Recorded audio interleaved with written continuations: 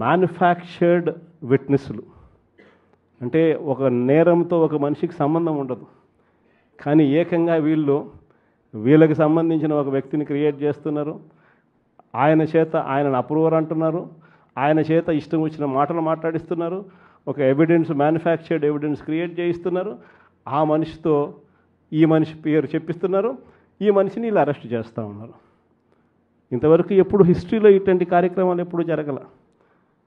ఒక తప్పుడు సాంప్రదాయానికి పెద్ద మనిషి చంద్రబాబు నాయుడు గారు ఈరోజు బీజం వేస్తూ ఉన్నాడు. ప్రతి నియోజకవర్గంలో కూడా పాత కేసులు ఏమేమి ఉన్నాయని చెప్పి తవ్వుతున్నారు. ఆయన పాత కేసులలో ఇప్పుడు మన ఎమ్మెల్యే క్యాండిడేట్లను ఎలా ఇరికించాలి అని చెప్పి, ఆ కేసుల్లో ఎలా ఇరికించాలి అని చెప్పి ఇప్పుడు చూస్తూ ఉన్నారు.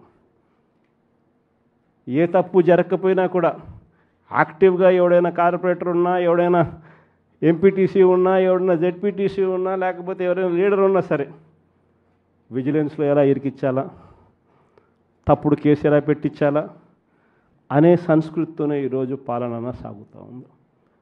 నేను ఒకటి చెప్తా ఉన్నా, ఈరోజు కష్టంలో ఉన్న వైఎస్ఆర్సీపీ అన్నదమ్ములను నేను ఈరోజు చూస్తూ ఉన్నా. నేను మీ అందరికీ ఒకటే చెప్తా ఉన్నా, మీ అన్నగా, మీ తమ్ముడిగా, మీ బిడ్డగా ఒకటి చెప్తా ఉన్నా. నెక్స్ట్ వచ్చే జగన్ 2.0లో పరిస్థితి ఈ మాదిరిగా ఉండదు. ఈరోజు ప్రతి కార్యకర్త కష్టాన్ని చూస్తూ ఉన్నా కాబట్టి చెప్తా ఉన్నా. ఇంతకుముందు మన హయాంలో మనం వచ్చే టయానికే కోవిడ్ మహమ్మారి మధ్యలో 2019 జూన్లో మనం ప్రమాణ స్వీకారం చేశాం. ఆ తర్వాత ఆ మార్చిలోనే ముగియక మునిపే, ఒక సంవత్సరం కూడా సరిగ్గా ముగియక మునిపే 2020 మార్చి వచ్చేసరికి వెంటనే కోవిడ్ వచ్చింది. ఆ తర్వాత 2 సంవత్సరాలు కోవిడ్తో మనం యుద్ధం చేయాల్సిన పరిస్థితుల మధ్య మన పాలన సాగింది. బహుశా కార్యకర్తలకు అనుకున్న మేరకు బహుశా నేను చేయలేకపోయి ఉండొచ్చు, కానీ ఇవాళ ఒకటే చెప్తా ఉన్నా, ఈరోజు ఈ కష్టాన్ని చూసిన వ్యక్తిగా చెప్తా ఉన్నా, రేపొద్దున ఇలా ఉండదు. రేపొద్దున జరిగే ప్రతి విషయంలోనూ వైఎస్ఆర్సీపీకి కార్యకర్తే నెంబర్ 1గా ఉంటాడని మాత్రం ఖచ్చితంగా చెప్తా ఉన్నా.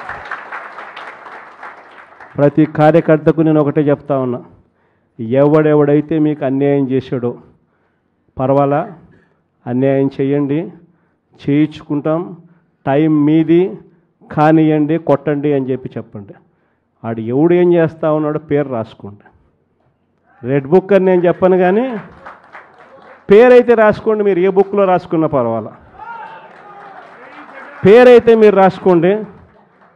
దాని తర్వాత మాత్రం అన్యాయం చేసినోనికి సినిమా మాత్రం మనం చూపిస్తామని చెప్తాను.